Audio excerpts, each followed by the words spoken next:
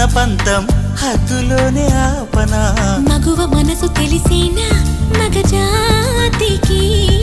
మొగలి మొనలు తగిలేనా లేత సోయగానికి కూత దేనికి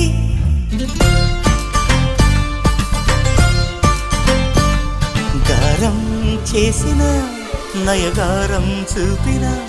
కనికారమే కలుగుతోంది కష్టపడకే కాంచనా